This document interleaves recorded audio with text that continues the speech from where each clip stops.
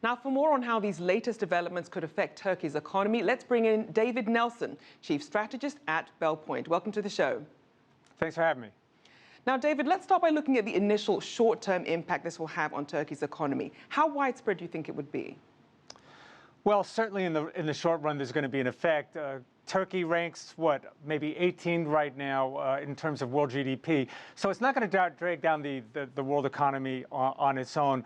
But there's going to be an effect. Their currency was hit hard after the close here in New York. Once we got word that there was an attempted coup in place. Today was really the first day that Turkish stocks could react to the news. Their market took a pretty hard hit. And we had, again, bad news tonight. Moody's, the credit rating agency, has come out and said they're reviewing the sovereign debt of Turkey, and they're likely to downgrade to junk status. That means the cost of funding for business is going to continue to go higher. So that's not good news for the country.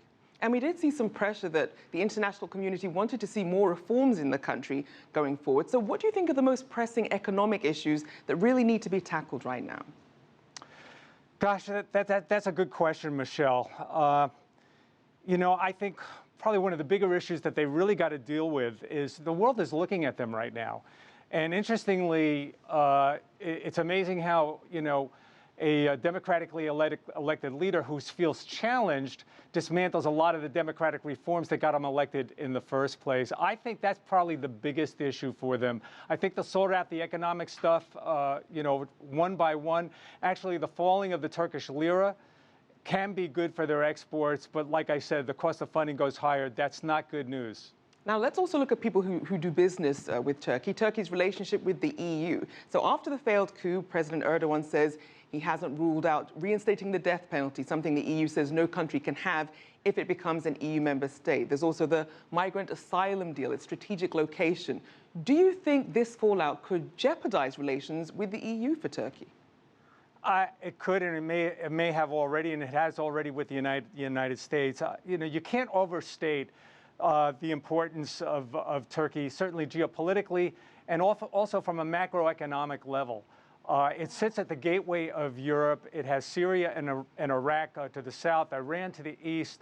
It's been a real buffer zone for the thousands of migrants that want to leave those war-torn areas and find a pathway into Europe. That's also been a big part of the election cycle in Europe. We saw the Brexit vote. A big part of that was immigration. The relationships with the United States are strained as well. So I think it makes it very difficult to view, the relationship that Turkey is going to continue to have with the EU. And I think it's already strained here in the United States. Now, let's look at another key industry in Turkey, which is tourism. Obviously, between the countries, divided politics, there's instability, recent terror attacks. How much of a toll is all of this having on this very key industry? Well, the sound of gunfire and the image of tanks rolling into position doesn't give you a warm and fuzzy feeling as you're getting off a tourist plane. It's going to be a devastating hit. If you look back to the last quarter, international travelers going to Turkey, that was down 10% already, and that was before this happened.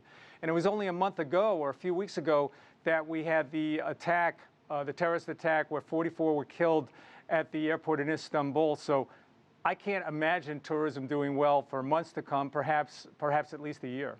And as we heard earlier, the FAA had banned flights to and from Turkey, later lifted that ban. What do you think of that move? I actually thought that was just common sense. It was prudent. Like I said, there was a recent terrorist attack there. They've already lifted the ban. They wanted to make sure the security measures were in place. It's understandable that there's chaos in there. There was an attempted coup. I mean, Erdogan's life was in danger. He felt threatened.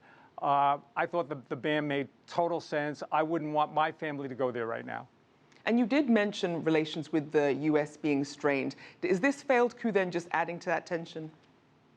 It does add tensions. There have been threats from Erdogan and his administration. They've threatened that if the United States doesn't extradite Muslim cleric Fethullah Gulen, that some in his administration actually thought it was an act of war. It was interesting that shortly after the coup attempt was in place, one of the very first things that they did was shut down the airspace surrounding our air base at Incirlik.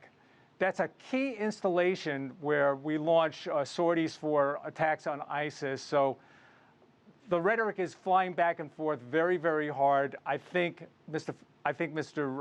Erdogan needs to step back. The world is watching. He needs to not go too far. The world is indeed watching. Thank you so much. We'll have to leave it there, unfortunately. David Nelson, Chief Strategist at Belpointe.